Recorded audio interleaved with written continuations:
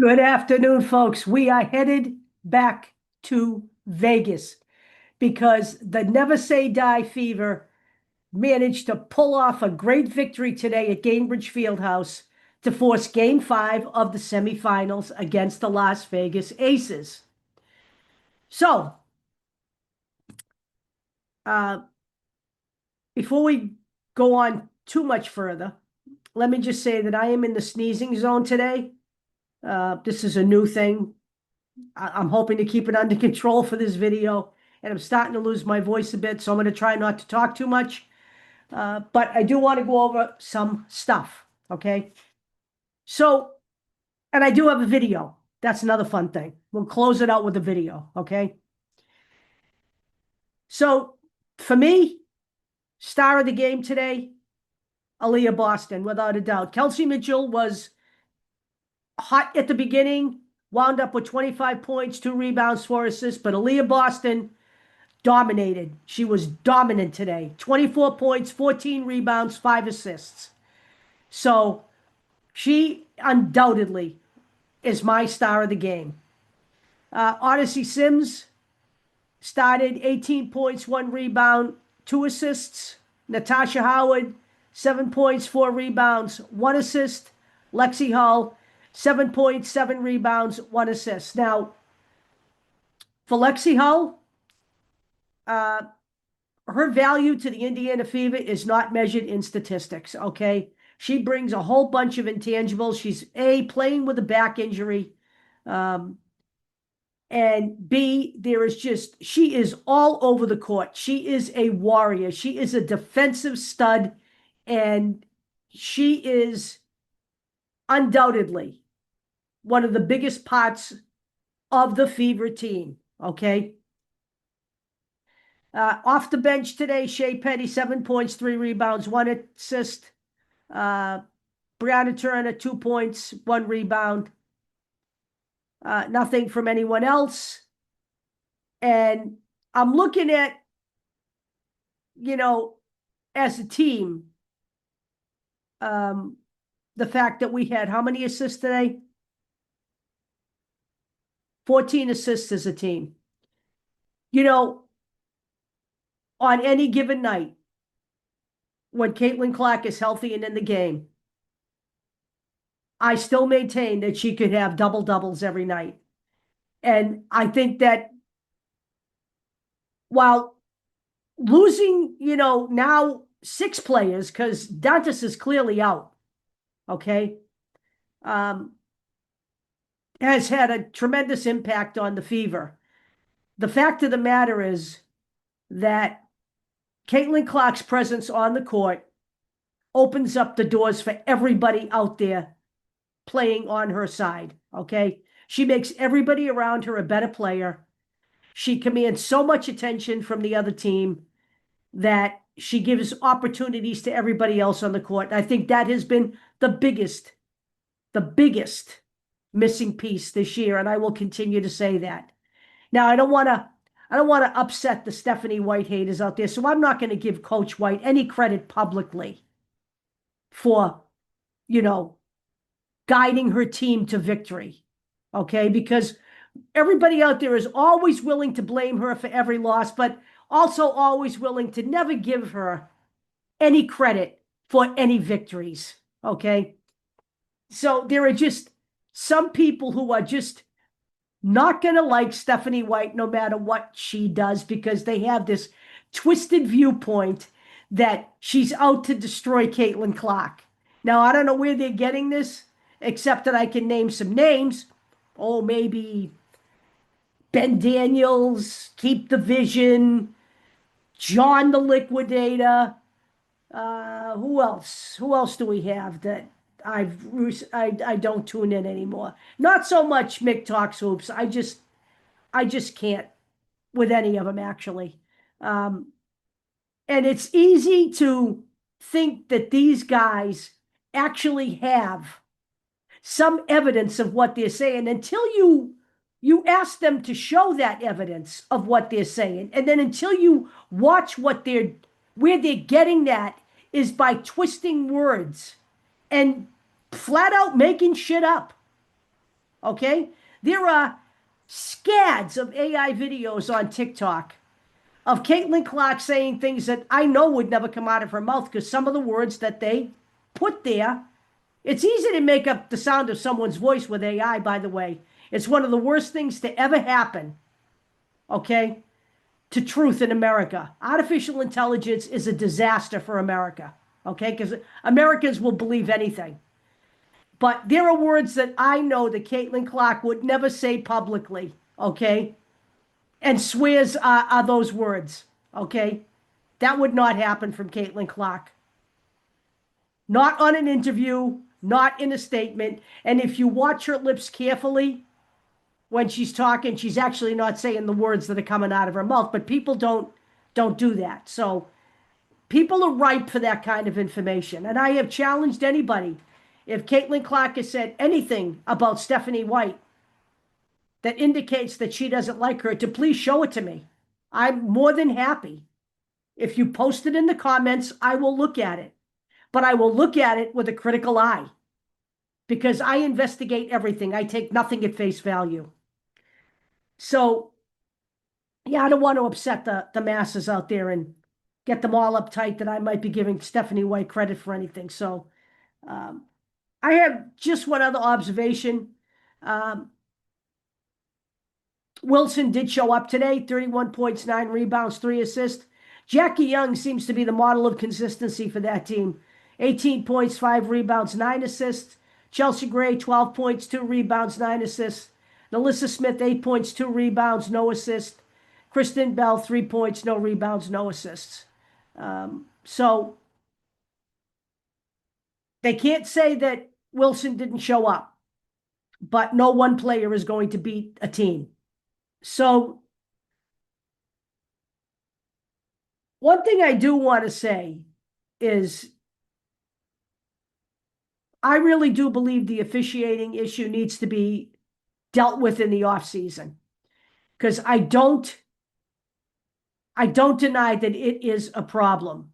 Okay, but we've also had let me just also say something else. Okay, it was reported in on John the Liquidator early today that the entire coaching staff of the Lynx was suspended. That's simply not true. That's not true. Okay, the coach was suspended for 1 game. Okay, 1 game. The rest of the staff was fined, but they were not all suspended. The whole coaching staff wasn't suspended. That's where it's made up information because reliable sources, I read them all. Not one of them reported that the entire coaching staff was suspended. All right? This is what I mean, and this is why I don't pay attention to them anymore. All right? And I'm not going to. So I do want to say something about Cheryl Reeve, however. Now, I don't know if Stephanie White's coming back. She was here on a 1-year contract, okay? You know my feelings about that. If she comes back, fine. You know, if she doesn't come back, that's fine too. All right? I happen to love the coach of the Liberty, Sandy Brondello. I think firing Sandy Brondello was the dumbest move I've ever seen a professional basketball team make. I don't know what their reasons were, and I don't really need to know what their reasons were.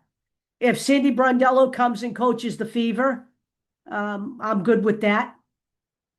As long as it's not Cheryl Reeve, okay? I don't ever want to see Cheryl Reeve coach the Fever.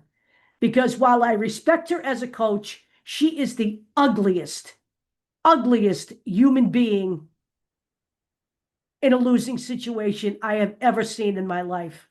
Uglier than Bobby Knight, okay? I can't. I just think she's the poorest loser, and that's not what sports are about. And as far as I'm concerned, yes, I think it's bad that Napisa Collier was injured, but in that third game, the Lynx did not play well, period, okay? They did not play well in that game, okay? They were in trouble long before her injury. So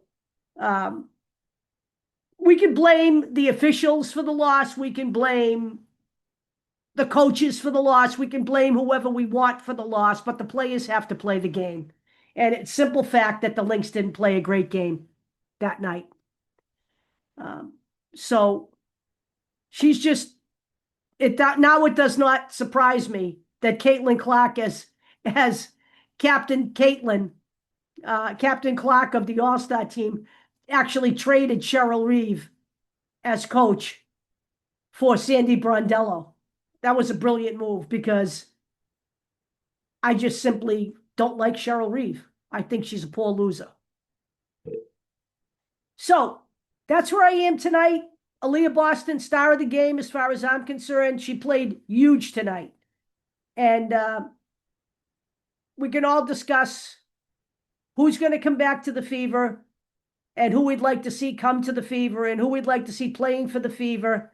As I've said, they need a power forward. I will still say that. They don't need another small forward.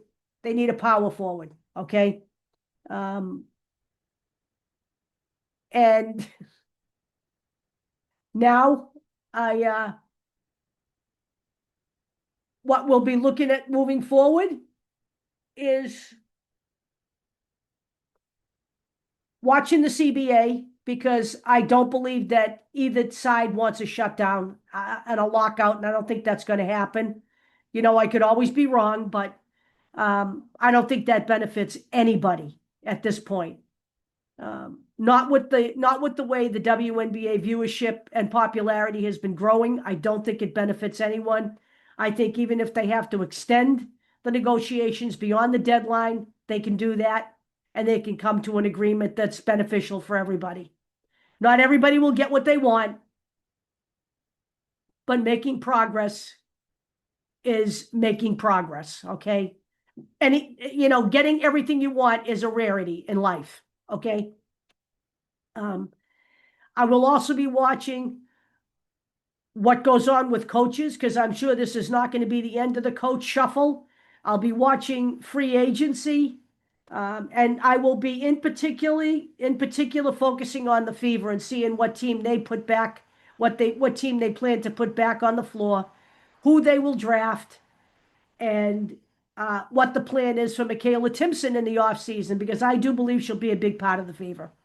So let me just close with a video here, just a short piece of video of Caitlin Clark again. And this actually is 1 hour of Caitlin Clark. Now, I'm not going to show you an hour. Hell no. But I will put this in the body of the video.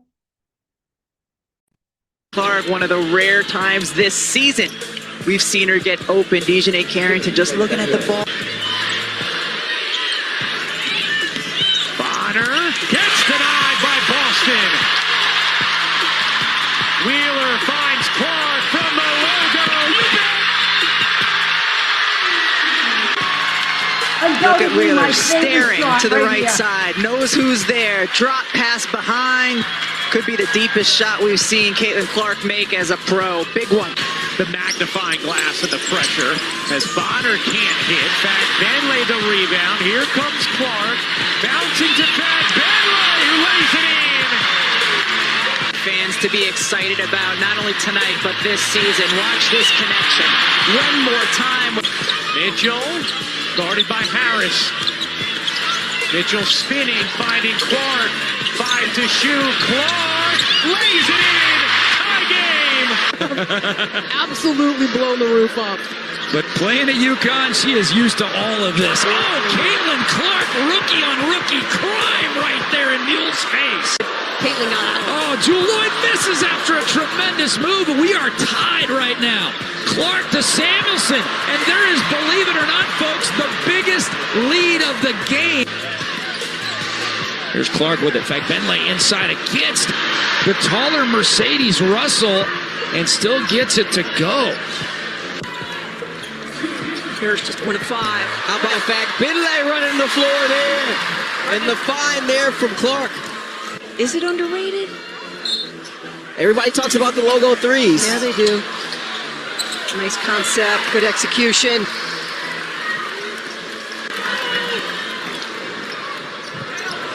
What a pass. And Wallace. Jackson calling for it and gets it. Here's Hamby on the post. Against Sanderson, stripped away, picked up by Clark. Clark. The feet underneath. Fagbenle working against Giroux. What a move there.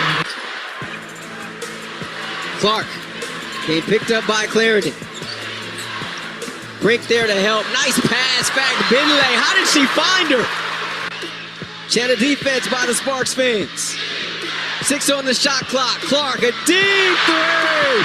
Oop, that is! She missed her first 7 and knocks that one down, and it's a big one. Gets old.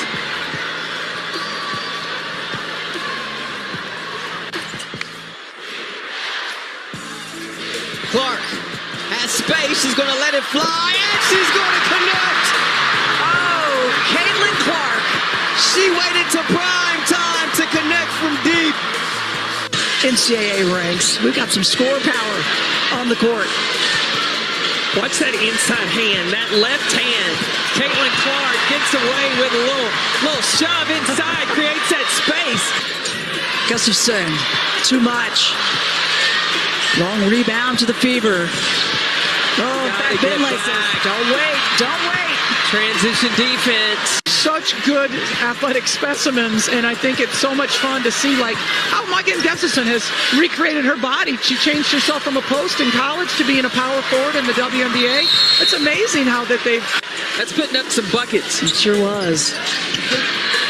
Top 4 scorers at the college level here in this one as Caitlin Clark, and now back-to-back buckets.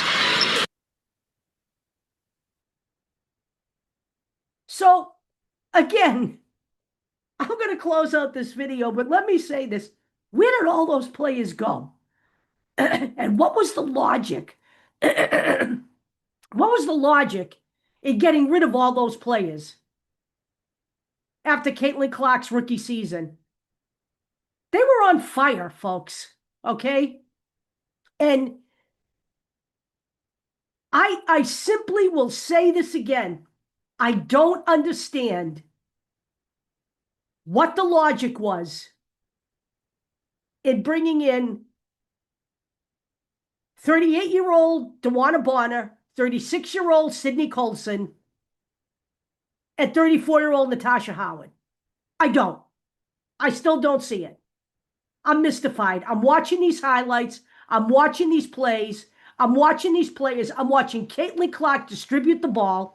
I'm watching her actual otherworldly passing abilities, her ability to read the floor. And I'm thinking to myself, where could we have been? Where could we have gone with this team in 2025? And it mystifies me. And it will continue to mystify me. But that's where we are. I don't make those decisions. They are made at the upper echelons of the administration. And therefore, we will see what we can do for next year. But as I've said, if it had been me, I may have changed 1 or 2 things. I may have tweaked a few things. But yeah, well, you know how I feel. I'll talk to you guys tomorrow. This video, the video I just showed you, which is an hour's worth of highlights, will be in the description of this video. Will also be in under posts on the channel. Have a great night, guys.